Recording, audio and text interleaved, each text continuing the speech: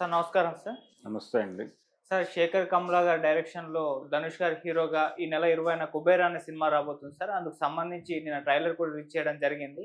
మరి ఆ ట్రైలర్ మీకెలా అనిపించింది? మీ రివ్యూ ఏంటి సార్ ఆ ట్రైలర్ పైన? అంటే ట్రైలర్ పైన రివ్యూ అంటే యాక్చువల్‌గా 'శేఖర్ కమ్ముల' తీస్తున్నాడు అంటే ఇదేదో సెన్సిబుల్ సబ్జెక్ట్ అయి ఉంటుంది అనేది ముందే ఆడియన్స్ అందరూ ఫిక్స్ అయ్యి ఉన్నారు. ట్రైలర్ కూడా ఆయన స్టైల్‌లోనే ఉంది.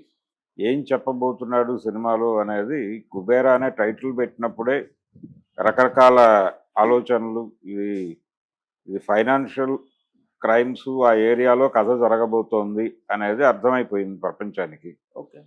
అలాగే ఈ క్రైమ్స్ జరుగుతున్నటువంటి ప్రాసెస్ మనం అనేక రకాలుగా చూసాం.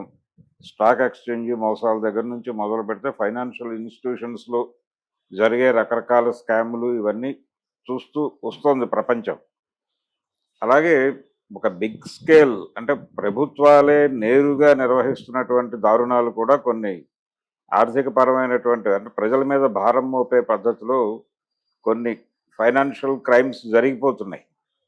ఉదాహరణకి నోట్ల రద్దు కార్యక్రమం దాన్ని ఒక పాజిటివ్ వైబ్ క్రియేట్ చేసి ప్రజలందరూ కోరేలాగా చేసి ప్రజలందరూ ఆకాంక్షగా మార్చి అది చేయటం ద్వారా ఒక పార్టీ లబ్ధి పొందటం మనం స్వయంగా చూసాం. ఇలాంటివి జరుగుతాయి. దాని కింద సఫర్ అయిపోయిన వాళ్ళు అనేక మంది ఉన్నారు, నాశనం అయిపోయిన వాళ్ళు ఉన్నారు. ఇలా ఈ దేశ ఆర్థిక వ్యవస్థ జరుగుతున్నటువంటి నేరాలు అలాగే అండర్ వరల్డ్ ఇవన్నీ మిక్స్ అయిపోయి నడుస్తున్నటువంటి ఒక విచిత్రమైన పరిస్థితి. ఈ ఏరియాలో ఎక్కడో ఆయన ఒక క్యారెక్టర్ని చూస్ చేసుకుని ఒక కథ నడపబోతున్నాడు అనేది మనకు అర్థమవుతుంది. ఈ ధోరణి ఎలా ఉండబోతోంది, టోన్ ఏమిటి అంటే మనకి చాలా కాలం క్రితం 'డబ్బు టు ద పవర్ ఆఫ్ డబ్బు' అని యండమూరి వీరేంద్రనాథ్ గారు ఒక నవల రాశాడు. దాంట్లో 2 క్యారెక్టర్స్ ఉంటాయి. గాంధీ అనే క్యారెక్టర్, తర్వాత లక్ష్మి అనే ఒక క్యారెక్టర్. ఆ గాంధీ, లక్ష్మి క్యారెక్టర్ల లాగా ఈ సినిమాలో హీరోయిన్స్ కనిపిస్తున్నారు. కొంచెం ఆ ధోరణి ఉంది. అంటే మేబీ ఆయన ఇన్‌ఫ్లుయెన్స్‌లోంచి చేశాడని కూడా నేను అనుకోను కానీ, అలా అనిపించింది చూడగానే. అంటే పర్టికులర్‌గా హీరోయిన్ రష్మిక క్యారెక్టరు తన మాట్లాడే ధోరణి ప్రాక్టికల్‌గా ఉండటం, ప్రాక్టికాలిటీనే మాట్లాడటం. అంటే సైద్ధాంతిక అంశాలు కాకుండా జీవితంలో నుంచి విషయాన్ని మాట్లాడటం అనే ధోరణి అక్కడ కూడా కనిపిస్తుంది ఆ క్యారెక్టర్లో కూడా. అలాగే కొంచెం ఎమోషన్తో లింక్ అయ్యి జీవితంలో ఏదో సాధించాలి అనేటువంటి కార్యక్రమం ఉన్నప్పటికీ కూడా ఏ పద్ధతిలో దీన్ని బ్రేక్ చేసుకుంటూ వెళ్ళాలి అనేది ఏదో ఒక వే వెతుక్కునేటువంటి ఒక క్యారెక్టర్గా గాంధీ కనిపిస్తాడు అక్కడ. సినిమాగా తీసినప్పుడు చాలా మార్పులు జరిగినాయి. చిరంజీవి చేశాడు, అది ఛాలెంజ్ అనే సినిమాగా వచ్చింది. అయితే సినిమాకి నవలకి చాలా తేడా ఉంటుంది. అలా అలా ఆ నవలలో ఉన్నటువంటి గాంధీ లక్ష్మి పాత్రల్ని పోలినట్టుగా ఈ సినిమాలో హీరో హీరోయిన్ క్యారెక్టర్లు అనిపించినాయి. కథ కూడా ఆ ఏరియాలోనే జరుగుతుంది. ఇది వేరు, ఈ నేపథ్యం వేరు, ఆ నేపథ్యం వేరు, ఆ గొడవ వేరు. ఇది కొంచెం బిగ్గర్ స్కేల్లో జరుగుతుంది. క్రైము అంటే రాజకీయము వ్యాపారంగా మారిపోయిన పరిస్థితిలో ఉండటం మాత్రమే కాదు, రాజకీయ వ్యాపారం నడుస్తున్న దశలో ఉన్నాం మనం. ఈ రాజకీయ వ్యాపారాన్ని మించిన వ్యాపారాలు లేవు అని ప్రపంచమంతా అంగీకరించేసి వారసులందరూ తిరిగి తమ ప్రాంతీయ పార్టీలు పెట్టినటువంటి తమ తండ్రుల బాటలో నడవడానికి అమెరికాలో చదువుకున్న కొడుకులు కూడా వెనక్కి వచ్చేసి నిలబడుతున్నటువంటి పరిస్థితిలో మనం ఉన్నాం.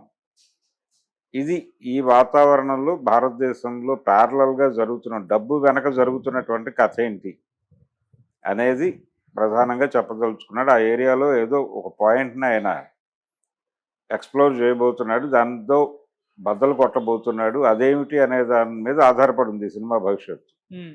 అది గనక అంటే ట్రైలర్లో కూడా అదే హుకింగ్ పాయింట్. ఏం చేయబోతున్నాడు ఇప్పుడు, ధనుష్ కోసం అంత వేట ఎందుకు నడుస్తోంది, అసలు ఏం చేశాడు అతను, వ్యవస్థని వణికించేంత పని ఏం చేశాడు ఈ క్యారెక్టరు, అంటే బిచ్చగాడు అనే మాట కూడా దొరికింది ఆయన క్యారెక్టర్ ఏమిటి అనేది. అక్కడ నుంచి అతని ప్రయాణంలో ఒక అమ్మాయి అతనికి రక్షణ కల్పించటము, ఆ క్రమంలో వాళ్ళిద్దరి మధ్య స్నేహం పెరగటం ఇలా నడుస్తోంది. ప్యారలల్గా నాగార్జున క్యారెక్టర్ కూడా కనిపిస్తోంది. ఆయన క్యారెక్టర్ కొంచెం గ్యాంగ్స్టర్ లాగా అలా కనిపిస్తున్నాడు. ఒరిజినల్గా ఏమిటి అనేది అవగాహన కాదు కానీ ఒక డాన్ తరహాలో కనిపిస్తున్నాడు ఆయన ఆ ట్రైలర్లో. సో ఇప్పటి వరకు శేఖర్ కమ్ములు తీస్తున్నటువంటి సినిమాలకి భిన్నమైనటువంటి నేపథ్యంలో సొంత కథతో తీస్తున్న సినిమా. ఇంతకుముందు కూడా తను డిఫరెంట్ ఏరియాలో సినిమాలు వర్కౌట్ చేయాలని ప్రయత్నం చేసినప్పటికీ అవి తన కథలు కాదు, వేరే వాళ్ళ స్క్రిప్ట్తో తను రిస్క్ చేసి దెబ్బతిన్నటువంటి సందర్భాలు ఉన్నాయి. నయనతారతో చేసినటువంటి సినిమా అలాంటివి. కానీ ఇది అలా అనిపించడం లేదు. ఇది కొంచెం నడిచే సినిమాగానే అనిపిస్తోంది. బహుశా ఇది ఆర్థిక పరమైనటువంటి వ్యవహారాలు ఆ ఏరియాలో నడుస్తుంది. కథ కూడా ఆర్థిక రాజధానిలోనే నడుస్తున్నట్టుగా కనిపిస్తోంది బాంబేలో. ఈ నేపథ్యంలోనే మేబీ దలాల్ స్ట్రీట్ ఇవన్నీ ఆ పేర్లు మనం చదువుతూ ఉన్నాం, చూస్తూ ఉన్నాం. అయితే అందుకనే నాగార్జున మాయాబజార్ అనే మాట వాడి ఉంటాడు. మాయాబజార్తో ఈ సినిమాని పోల్చటం నిజంగానే స్టాక్ మార్కెట్ అనేది మాయాబజారే.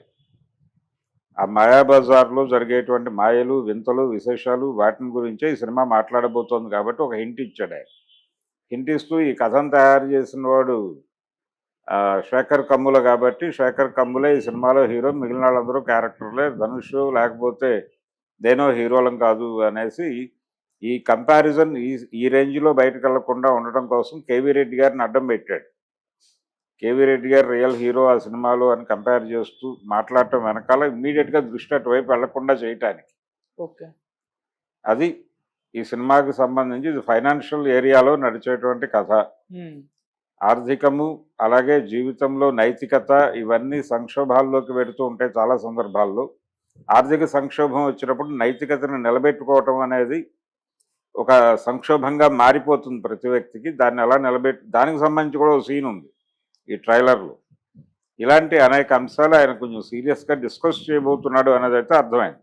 ఓకే, ఫైనల్గా రేపు సినిమా ఇంకొక వారంలో రిలీజ్ అవబోతుంది. ఇంకో 4-5 రోజుల్లో చూద్దాం సినిమా ఎలా ఉందో. అప్పుడు శేఖర్ కమ్ముల గారు ఎలాంటి ఎక్స్పీరియన్స్ ఇస్తున్నాడు.